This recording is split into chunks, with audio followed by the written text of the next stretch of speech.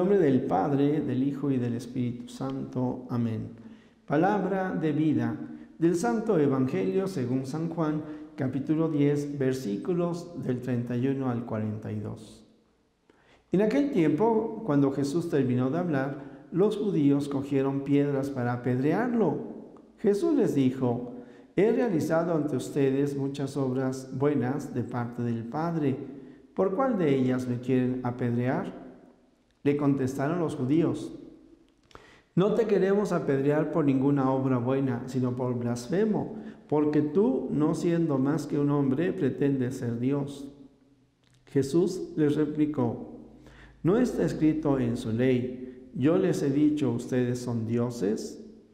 Ahora bien, si así se llama dioses a quienes fue dirigida la palabra de Dios, y la Escritura no puede equivocarse, ¿cómo es que a mí, a quien el Padre consagró y envió al mundo, me llaman blasfemo porque he dicho, soy hijo de Dios? Si no hago las obras de mi Padre, no me crean, pero si las hago, aunque no me crean a mí, crean en las obras, para que puedan comprender que el Padre está en mí y yo en el Padre. Trataron entonces de apoderarse de él, pero se les escapó de las manos. Luego regresó Jesús al otro lado del Jordán, al lugar donde Juan había bautizado en un principio, y se quedó allí.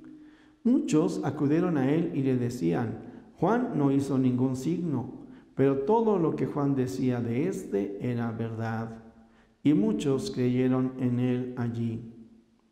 Palabra del Señor. Gloria a ti, Señor Jesús. Pues, queridos hermanos,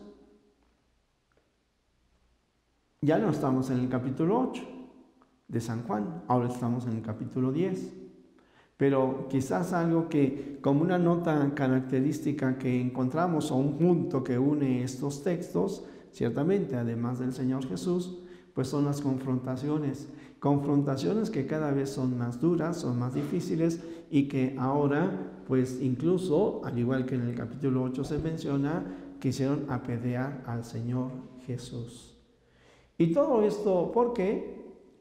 Pues porque está hablando de conducir nuestra vida de acuerdo al plan de Dios, de acuerdo a la verdad, de acuerdo a esa libertad con la cual el Señor nos ha dotado y que hace que nos esforcemos en vivir, no bajo el dominio de nuestras pasiones y ciertamente tampoco bajo el dominio del dinero o de aquellos que quieren manejar o manipular al hombre. El Señor Jesús nos libera, y nos libera de toda esclavitud, de la esclavitud física, de la esclavitud psicológica, de la esclavitud moral. El Señor Jesús nos invita a que verdaderamente seamos libres. Y están las cadenas que vienen de fuera y están las cadenas interiores. Aquellas palabras con las que muchas veces nosotros mismos nos acusamos y decimos: no, yo no puedo ser mejor, siempre voy a ser igual. No, nadie me puede querer. Pero ante eso, ante esas cadenas interiores, pues entramos en la fe y estamos en este camino en el Señor para poder seguir caminando siempre, siempre haciendo el bien, libres de los condicionamientos, ciertamente hasta la medida de lo que nosotros podamos ser libres, pero al mismo tiempo desarrollando nuestra inteligencia, fortaleciendo nuestra voluntad para poder discernir entre el bien y el mal, para actuar siempre en libertad, haciendo el mayor bien posible. Y ciertamente, así como al Señor Jesús lo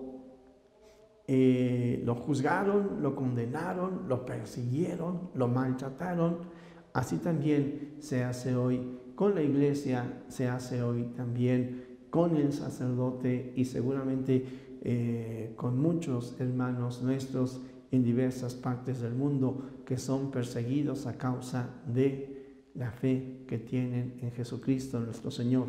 Allí están los mártires, no solamente los mártires del pasado, sino también los mártires actuales. Sin embargo, yo quiero invitarles a que pongamos nuestra atención de la forma en la que la iglesia es atacada. La iglesia que el Señor Jesús funda, la iglesia en Cristo, la iglesia católica. Uno de los primeros ataques que nosotros podemos encontrar en contra de la iglesia, pues están ahí en los grupos separados. Nuestros hermanos separados que constantemente estarán hablando mal del Papa, de los sacerdotes, de la iglesia misma.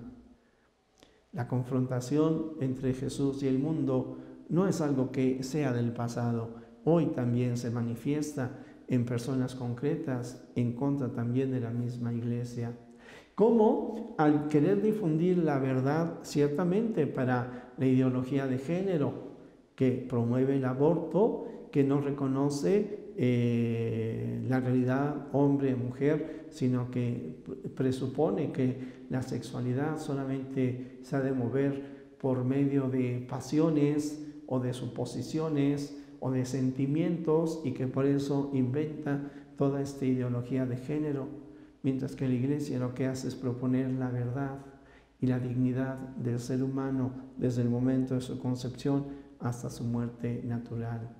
Ahí están las presiones económicas que generan tantos pobres y la acción que la iglesia realiza a favor de tantas personas necesitadas.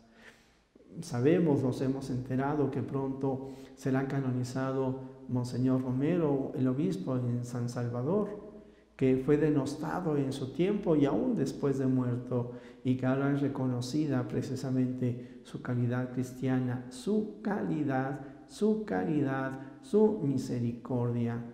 En fin, son muchos los ataques que nosotros encontramos hoy contra Jesucristo, contra la iglesia, contra los cristianos. Pero vale la pena señalar cómo el Señor Jesús destaca que el testimonio es muy importante. Por eso el Señor Jesús dirá, bueno, si no me creen en mí, crean al Padre, que es el que da testimonio.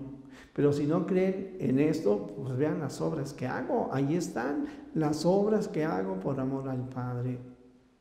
La iglesia es reconocida como una institución humana, porque la iglesia es humana y divina. En lo humano es la iglesia que más hace y más ha contribuido a favor de la humanidad. En la cultura, por señalar algunas cosas, gracias al cristianismo se acaba el circo romano. Gracias al cristianismo se acaban las luchas de los gladiadores, se acaban los sacrificios humanos, se acaba también la esclavitud.